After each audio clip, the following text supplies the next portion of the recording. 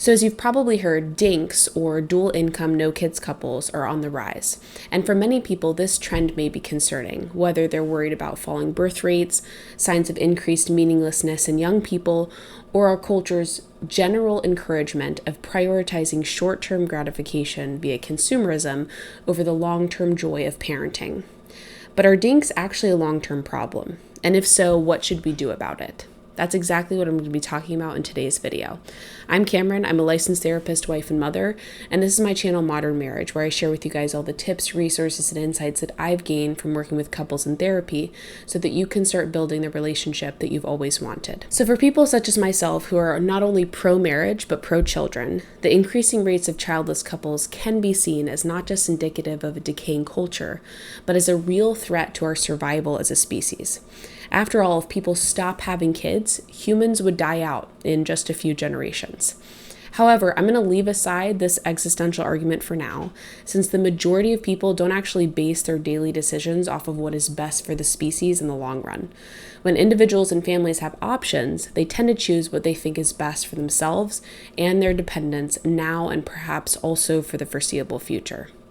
So instead, I want to focus more on what the increase of childless couples means for our romantic relationships and children today.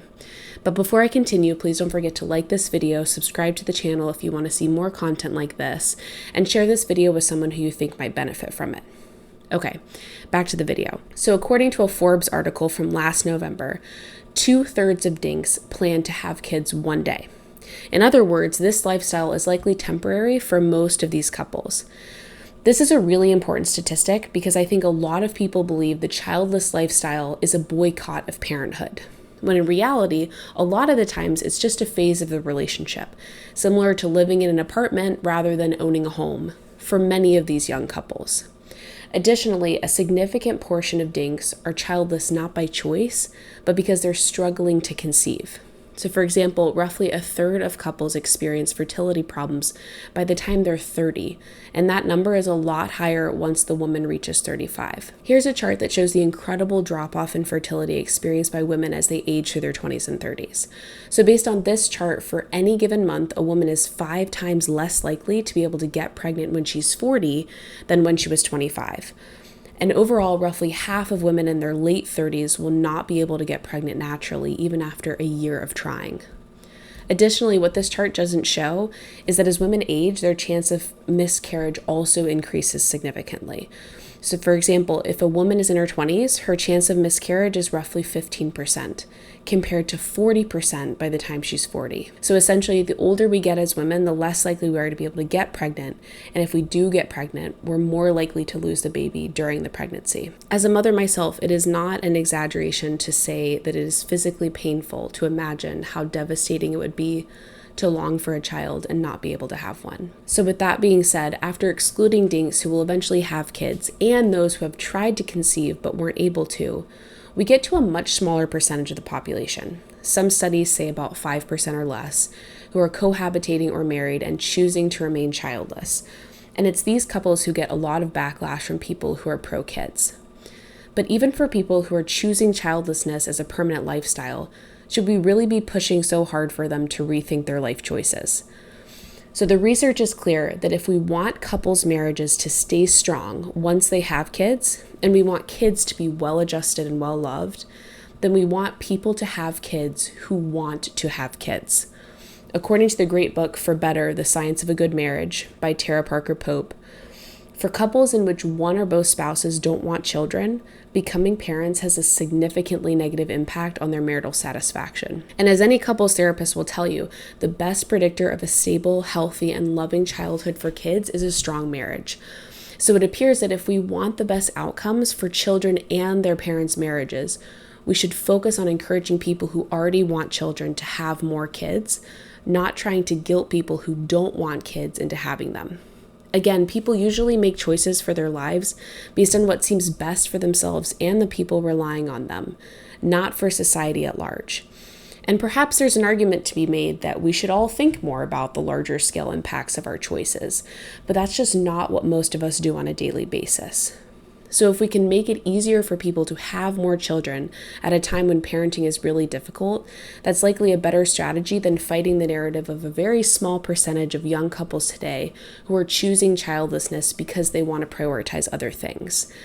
And if parenting were made easier, chances are that not only would couples who are already having kids have more kids, but couples who were unsure about becoming parents in the first place may open their minds to the possibility of having children if they actually believe that they could do it well. I'll talk about some ways that I think we could make parenting easier in a future video. So with all of that being said, as a mother, I'm obviously pro having kids. And while the research is clear that couples who have kids when they don't want to are more likely to see their marriages and their kids suffer as a result, the same doesn't appear to be true for having kids before you feel ready. And this may be one of the ways that we can address falling birth rates without trying to change people's fundamental worldviews and lifestyle preferences. A lot of couples shy away from having kids young because they don't feel ready, whether that's emotionally, financially, or something else.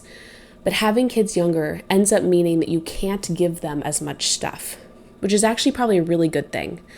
My father-in-law likes to say that kids don't need toys. All they need is a box and some sticks.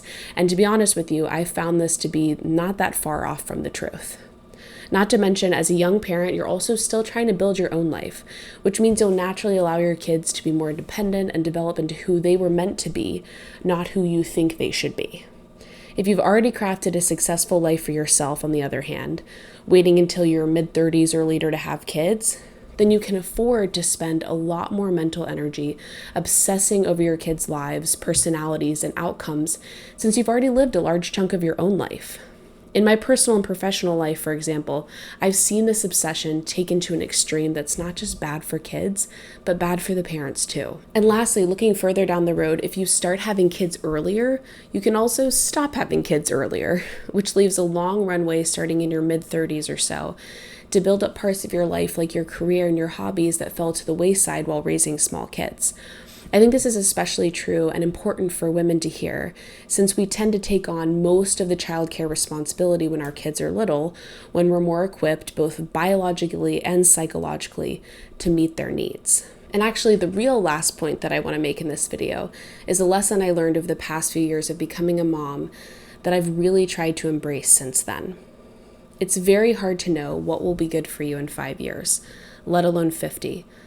But one good way to predict what you'll need in a future phase of your life is to look at what other people have needed in that phase in the past and what they still need today.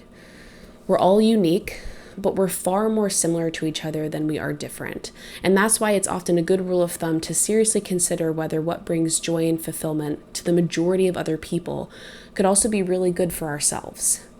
So if you're on the fence about having kids young or having kids at all for fear of what you'd have to give up, it may be worth thinking about what short-term sacrifice could mean for your life 10, 20, and 50 years into the future, once you and your spouse are retired and your health is declining and you can't do as much travel as you once could.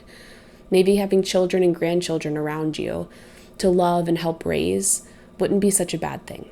Maybe that joy, not to mention the joy you'll feel at every stage of your kids' lives up to that point, would even be worth the challenges that inevitably accompany parenting. Okay guys, what did you think? Does this align with your experiences of parenting and the childlessness debate?